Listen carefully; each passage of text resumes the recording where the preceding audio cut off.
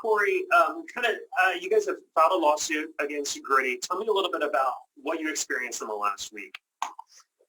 So obviously last week, with the freeze, it was bad, right? I was out of power for a couple of days, but on Monday, I heard that I needed to switch off a Griddy. So I contacted one of these 1-800 numbers to find you a provider, and they informed me that there were no companies taking new clients, that I would have to wait till the next Monday.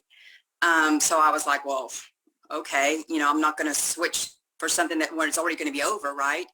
So when it got really bad, I was seeing my bill jump from $200 to $1,000 to $4,000 to $6,000.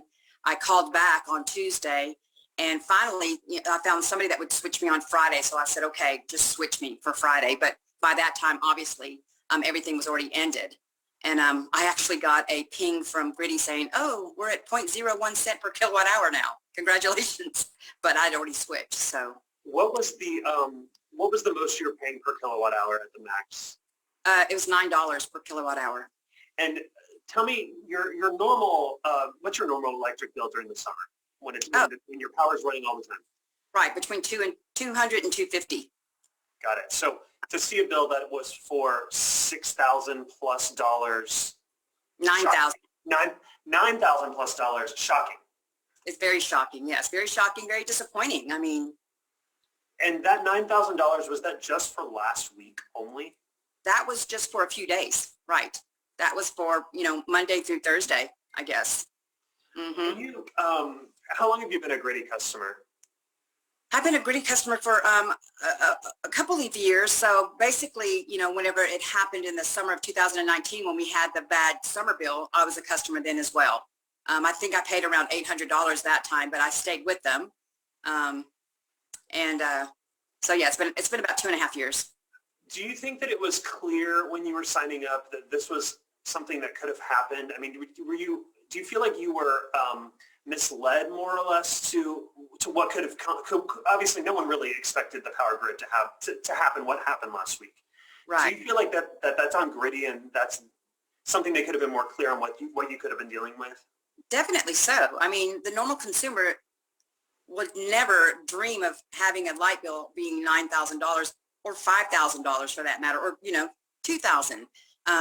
So yes, definitely so. I would have thought that yes, we would have been forewarned, way ahead of time, so that we could switch, because I wasn't able to switch. That was what the problem. I wasn't able to switch. So yes. What did they? Does it give you? I'm not familiar with how I know. I'm not familiar with Griddys specifically, but do they let you know when the power rate is jumping? Like, how do you know that your bill is going to go up so much? So yeah, so basically, there's an app, right? You pull up your app and it shows you how much you're paying per kilowatt hour, and it changes. I want to say every 4 minutes. Wow.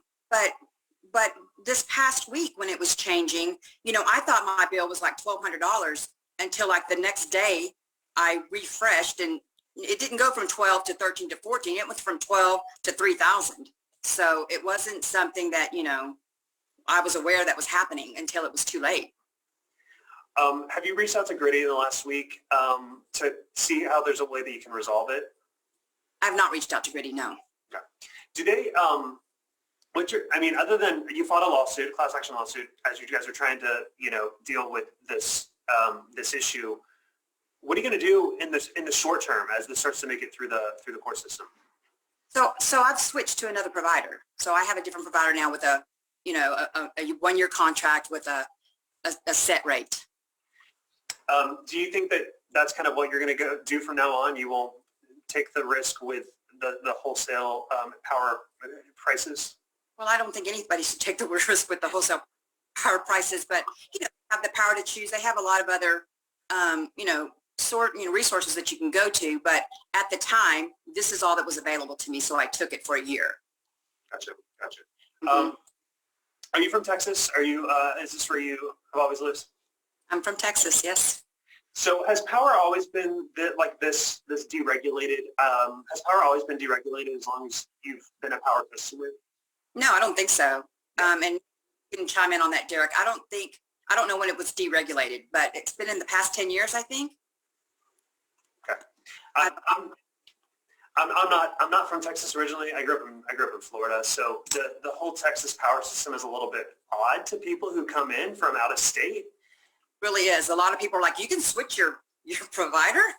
It's kind of like this ethereal idea of power is something that's traded and it's in a market and it's kind of a weird thing. But I was just curious what your background was. What else would you like to say to people who have the option of doing this wholesale power? Well, I mean, like I said, the normal person who's going to be purchasing, energy, this whole wholesale market, that's not something that we're really familiar with, right? The whole deregulation, that's all legal. That's all something that, is very risky. And I don't believe any of us were aware of the risk. So, I don't know what's going to happen from a legal standpoint or perspective, but I think going forward, just know what you're paying. Yeah. Know what you're paying, or, go with a company that has your best interest in mind. And Mr. Potts, maybe you can weigh in on this. What are you guys hoping from this this lawsuit? What do you hope happens in the future? Well, we're really seeking two things. First, for the people like our client who had their money literally taken out of their account, which is an interesting aspect of this case, that Griddy has these auto debit accounts with their patrons, and they literally just come in and take the money. And so these aren't just bills that have gone out. They have taken people's money. A lot of people, while they didn't have power, didn't have water, and there's money being taken out of their account. So number one, we want a refund for all these excessive charges. Number two, we want an injunction to stop this from going any further. I mean, the bills need to be stopped. The collection activity needs to not be allowed to happen. We want people's credit damaged when they can't pay their bills. So basically those two things: recoup money that was collected that was excessive above normal rates, and stop any further excessive billing activity. Gotcha. What else would you like to add that maybe I didn't ask, Ms. Corey, or is there anything else that you think that I need to tell the people of Houston? No, I mean, just basically, we were in a dire situation last week. I had my parents here. I had my in-laws here. They were both out of power and water. And at the short periods of time when I had power, I was too afraid to turn my heat on because, I saw my light bill jumping. So, I'm just hoping that all the people that this affected, that, they get some relief and that this can't happen in the future. And we have just today, the number of people with similar stories is striking. Our phones are ringing off the hook. Once word of this lawsuit got out, story after story after story after story of people that have sustained just the same exact situation. Are you at liberty to say how many people have, the number of people who have reached out? Hundreds, and Okay. we've been following it on social media. I mean, no one knows for sure how many Griddy clients there are, but we know it's substantial just based on what we've seen on social media, the chatter going on, the press reports, and now the phone calls that started just today. Mr. Potts, anything else that you would like to add that maybe I didn't mention? The only thing I would add is that we're seeking an injunction, as I stated before, because the state of Texas has not done that. The state of Texas has the power to come in and stop this from happening. They issued an order over the weekend, but it didn't do that. It urged, but didn't force the companies to take these sorts of steps.